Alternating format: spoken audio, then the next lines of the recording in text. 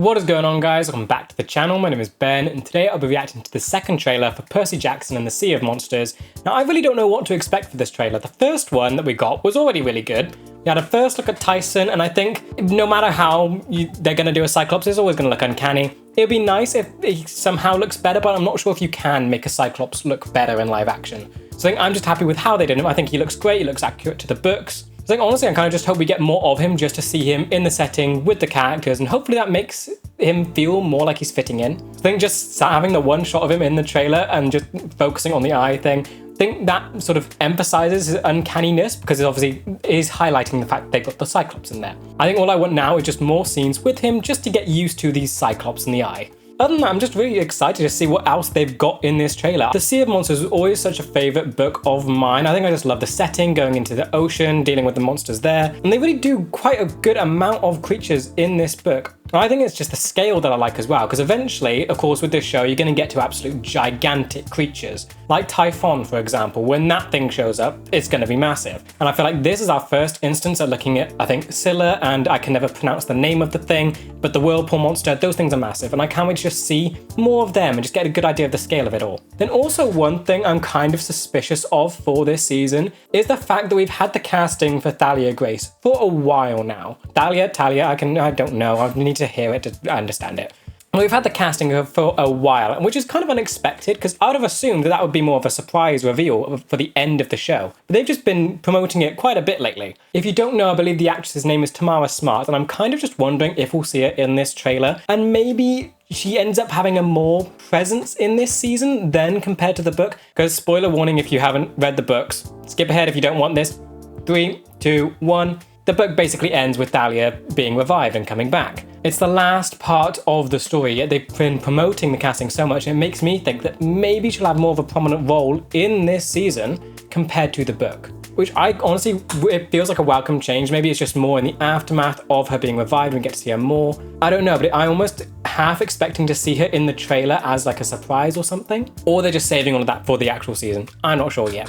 But it just strikes me as interesting that they've been promoting her so much when in the book she doesn't have that much to do yet. But yeah, I think I've rambled on enough now. So with that, I think let's just get into the trailer. You guys get nightmares, right? I usually get ones that tell me the future. Percy.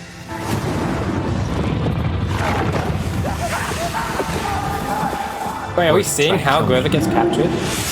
That's new. I'm sure it just, the only thing in the book, it just started with Percy having dreams. My name is him Percy being Jackson. with Polyphemus. Didn't have the dream? About Grover? About camp. Oh, the monster bird things. The camp is I under love the set for the chariot race. I can't wait to see that. Possibly imagine. What about Grover? You know where he is? The Grey Sisters see all. They only have one eye. Look who's talking. Okay, like that already. Just see, I think it does. I felt because of course I think the CGI probably isn't finished yet. I think he looks better. It might just be the fact that he's in here more. We're seeing him with everyone. Barrier falls, and camp will be open to any attack. Save Grover. Percy, you gotta find him. Oh, we're gonna. Oh wait, was that a shot of him in the wedding dress? For the key to our survival, you must quest to the Sea of Monsters. It all looks so good so far.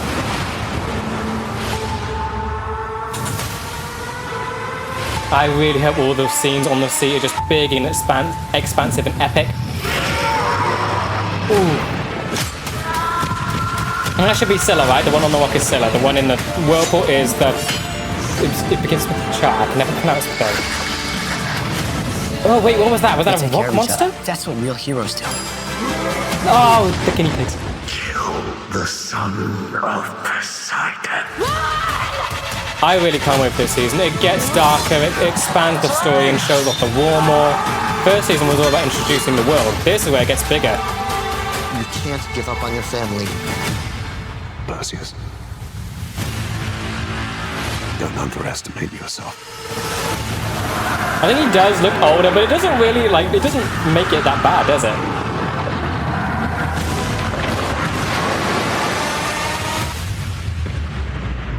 I'm not gonna let some stupid monsters stand in my way. I can't wait to see what these scenes are like. Sun at Poseidon in the ocean.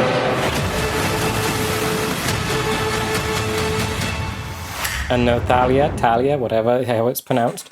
And ending. Okay, so no Thalia yet, but I think that was a brilliant trailer. That one definitely felt, I think, more darker, and just because this whole season is about introducing the larger conflict, right? It's about Luke's betrayal, it's about setting up the war and all of that. Because the first season, it was all about just introducing the world and getting Percy up to speed with the Greek mythology and the status of everything. This is just kicking off everything with Luke.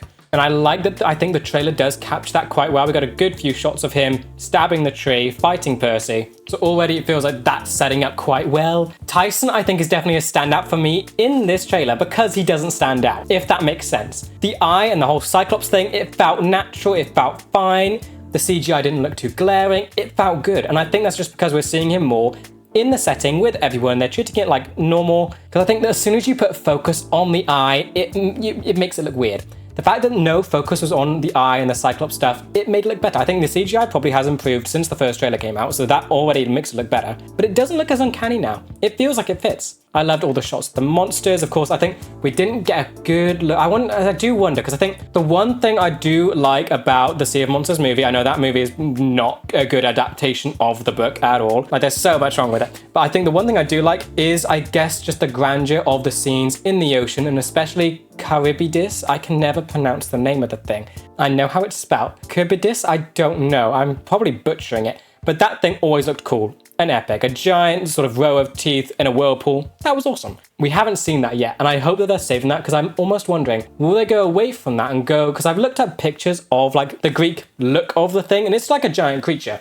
In the movie, all you see is a mouth. And I do wonder how much we're going to actually see in the show. Because again, I think that's a great look at just the scale of it all, because that thing is absolutely massive. And already the scenes look like they're setting up to be big and grand. That's exactly what I want for this. And again, I am going to be talking spoilers here, so if you don't want spoilers, click away now. 3, 2, 1. Because I think this will just be an absolutely great test for, I guess, the later stuff when like you have all the gods fighting Typhon. Like seeing this and just all the characters, the ship of the undead, Clarice, Percy, all of that working together against all the massive stuff going on is going to be a great sort of test to see how it will work in a show format for large things like this. The Grey Sisters, love seeing them, and I think they're done quite well. Can't wait to see more of them. You had the birds, which they're monster names. I can't remember the bird's name, but they look good. They look nasty and deadly, so yay. And I just can't wait for the chariot scene. I think the settings for this is just done so well. Now, there's so much in this trailer already. You had Cersei and the guinea pig stuff. Can't wait to see all of that, because that's a good test for Annabeth's character, because she's the one that saves Percy in that. And I think already there's like that one change at the start. We see Grover get like taken by a tentacle. I don't know if I doubt that's Polyphemus, because he doesn't have tentacles. But it's probably just him getting captured by the Sea of Monsters. And then he winds up on Polyphemus' island. Because I don't think that was in the books, and I am hoping that they expand more on Grover's side of things, because I think, and again, spoiler talk, it's interesting because this season and the next separates the trio. This season, Grover gets separated and captured by Polyphemus for most of the book, so it'll be most of the season. The next book has Annabeth separated from the trio, and it's the dynamics that causes. And I'm hopeful that basically Grover gets more to do with Polyphemus, because he already does a lot in the book, and it makes it so that his side of the story is good and sort of solid in that sense. But in a show, when he's not interacting with everyone, how is that going to work? And I'm just curious to see how that will happen. And again, the same stands for the next season. How is that going to work for Annabeth when half the time she'll be holding up the sky? So I think I just really love that trailer. It was such a good look and just a good, I think this one gave a good feel for the season. First trailer was the introduction to it. This one, it gives the feel. It gives sort of that dark tone, the grandeur of actually being in the Sea of Monsters. It shows you what it's going to be like. And it just makes it feel like we're getting into something darker, where the war is being set up and they're going full in with it. I love this trailer, and I think it's the perfect thing to just introduce you to season 2. There's just so much more than the first trailer, where that one's purpose was mainly just to show off Tyson and just give you the first look at him. This one does so much more. It makes Tyson feel more natural in this setting. There's no focus on the eye. It actually looks better. And it really does generate that vibe of what the season should be like. It should be darker. Things are getting more serious, and there is a war coming. I love the focus on Luke's betrayal. We're getting to see a lot more darker sides of him, and that's present through the trailer, so we're going to see a lot more actually in the show. So already, I think this is setting up the season very nicely. Now, in the trailer, they do go over so much, and it's all so fast. We get to see a look at so many monsters and so many like key things from the books, but also quite a few new things. One thing that stands out to me is like a rock monster thing. I don't think that was in the book unless I'm forgetting it. I know there were sirens, and it looked like that was Annabeth was interacting with the rock monster, so maybe that's something there where the siren now looks like a rock thing, or it could be like a nymph or something like that, where it's just a sea nymph where it looks like sea rocks or something. Whatever the case, it looks new and cool.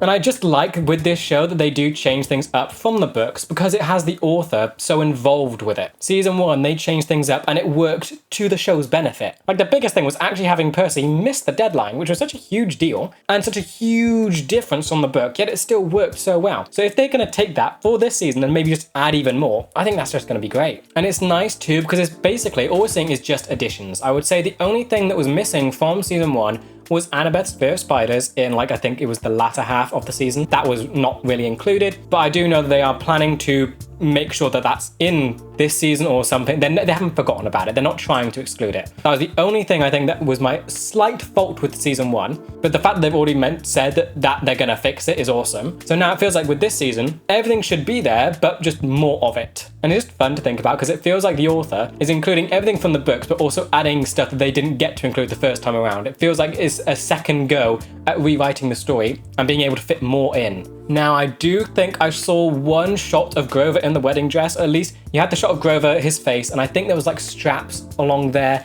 And I think that's the dress. I'm so happy that that's being included. It's so funny, but it also is a good thing for Grover. It shows that he's able to sort of be smart and kind of humiliated, but to stay alive. So I can't wait to see how that's going to be included. And it's just going to be so much fun with the tone as well, because that's going to change things up. You're dealing with serious stuff. You're dealing with sort of how you view Cyclopses with Tyson versus Polyphemus. And then in the middle of that, you've got Grover wearing a wedding dress. It's just nice that they're not shying away from the more silly stuff of this, while also being able to balance that with a lot more of the serious stuff that's yet to come. Then we also didn't get any shots of Thalia. I'm sorry, I'm never going to be able to pronounce it right till I actually hear it. That's just how my brain works. It's annoying. But we didn't see her, so I'm guessing that still means she's going to be saved for the end because she's not in the major sort of stuff with our other characters.